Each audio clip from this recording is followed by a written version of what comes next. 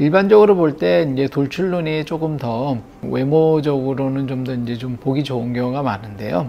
옆모습을 볼 때 상안화연이 있거든요. 이제 눈썹뼈라고 하죠. 이 눈썹뼈가 이 안구의 검은 동자 표면보다 뒤쪽에 있으면 돌출눈이 될 거고, 검은 동자가 약간 뒤편에 가 있으면은 함몰눈이라고 간단하게 생각하시면 될 것 같습니다. 저도 이제 환자분들을 볼 때 그렇게 이제 기준 잡아서 이제 설명을 드리고 있고요.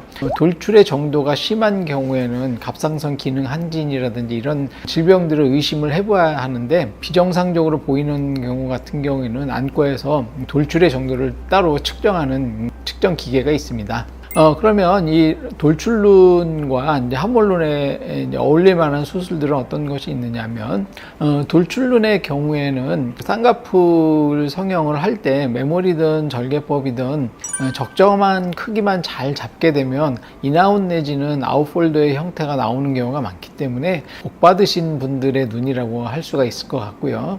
함몰눈 같은 경우에는 좀 아쉬운 경우가 많은데, 대부분 함몰눈 같은 경우에는 안구의 그 천장 이 부분이랑 안구 사이에 간격이 좀 좁은 경우가 많거든요. 이런 경우에는 쌍꺼풀이라든지 이제 눈이 커지게 하는 수술을 할 때 그것을 이제 표현할 수 있는 공간적인 제약이 있어서 이제 좀 원하는 만큼 결과가 좀 나오지 않는 경우가 많습니다. 그래서 함몰눈 같은 경우에는 대부분 트임이라든지 쌍꺼풀을 만들더라도 좀 작게 만들어야지 상대적으로 눈이 커 보인다든지, 쌍꺼풀 자체가 돋보이게 하는 눈보다는 눈 자체를 조금 더 또렷하게 보이게 하는 그러한 패턴으로 수술을 하는 경우가 많이 있겠습니다. 연예인 하시는 분들 보시면 대부분 살짝 눈이 돌출인 경우가 많죠. 기본적으로 좀 아름답게 표현되는 경우가 많습니다. 김민정님 같은 경우는 대표적으로 돌출눈이신 경우인데, 눈 주변의 피부도 얇고 안구도 돌출되어 있고 검은 동자 자체도 상당히 뚜렷하기 때문에 살짝만 잡아도 동양 사람들한테서는 나오기 힘든 아웃폴드의 모양이 나오게 되거나, 아무리 작아도 이제 인아웃폴드의 모양이 나오게 되겠죠.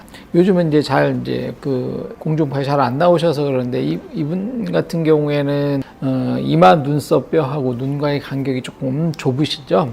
그러다 보니까 쌍꺼풀의 표현이 조금 되기가 조금 곤란해요. 그래서 이제 이분이 이제 눈을 편하게 뜨신다고 하면 이제 눈 자체는 이제 동그랗게 잘 보일 수 있겠지만은 쌍꺼풀이라든지 그 주변에 이제 그런 것들이 이제 잘 표현되기가 조금 힘든, 그래서 조금 아쉬운 경우가 많은 경우가 되겠습니다.